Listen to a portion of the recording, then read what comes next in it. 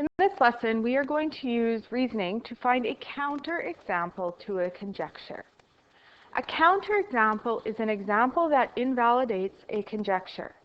So you make a conjecture about something, and if you find a piece of evidence that doesn't fit with your conjecture, it's called a counterexample. So in the previous two lessons ago, we made a conjecture that the difference between consecutive perfect squares is always an odd number. Can we test this to see if it seems to be true, or if we can find a case where it's not true? And that would be finding a counterexample. So what we maybe want to do is we start with listing our first sets of perfect squares.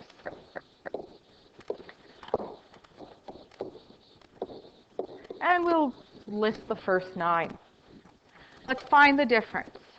4 subtract 1 is 3, 5, 7, 9, 11, 13, 15, 17.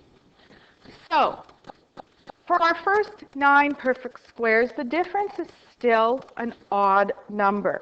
Maybe let's try one that's a little bit higher. 12 squared is 144, 11 squared is 121. This is still 23. So it looks like it's always going to be an odd number. However, by doing all of this evidence, we are simply strengthening our conjecture, but we are still not proving it because we are talking and looking at specific examples. All right, and we would have to actually test every single possibility, which would be impossible to know if this was always true. But the more data you give to show that yes, it's an odd number, it simply strengthens your conjecture. Let's look at the second one. The difference between consecutive perfect squares is always a prime number. So this was a conjecture we stated a couple lessons ago, and the evidence we provided for it supported this conjecture.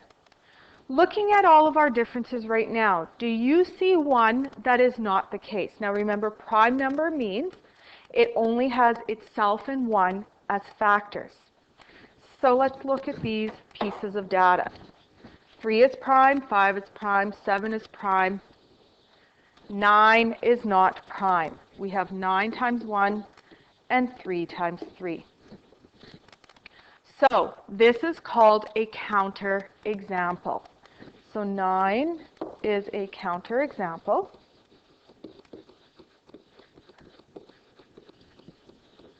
It is not a prime number, so therefore that conjecture is actually false. It is not the case all the time. And there are many different counterexamples you could use. 15 is another one that is not prime. But when you are asked to find a counterexample, you only need to find one. Because if you find one that makes that conjecture false, it is false no matter how many you find. Matt found an interesting numeric pattern. He says if you go 1 times 8 and add 1, you get 9.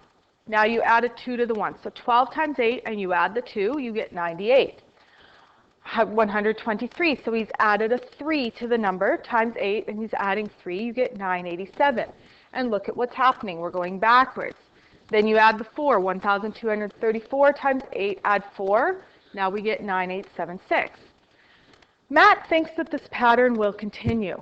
Search for a counterexample to Matt's conjecture. So what we'll do, maybe we continue this pattern, and we see if it still continues to work. So we add the 5, we times by 8, and we add 5, and we're going to get 98,765. Still works. Now we're going to add a 6 to it. And times by 8, we're going to add the 6, and the pattern still works. We're just reversing the digits from 9 down. Add a 7. Times by 8, add the 7, and your answer still fits the pattern. We add a 3 to the answer. Okay, so far we haven't found a conjecture. Let's go a little further. We'll add 8 here. Well, it actually still fits the pattern. Okay, let's go to 9. So now it's all the digits up to 9 times 8 to add 9. Look at that. The pattern still holds true. Now after 9, we have 10. So some of you might go, well, how are we going to add 10 to this string of numbers?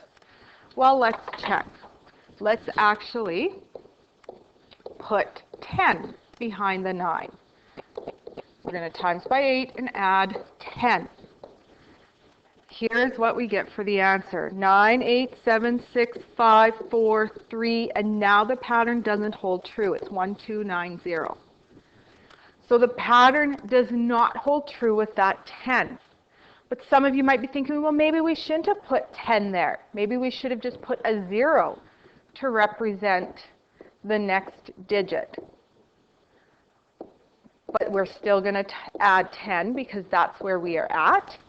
This one, you get 9, 8, 7, 6, 5, 4, 3, 1, 3, 0. So it still doesn't hold true.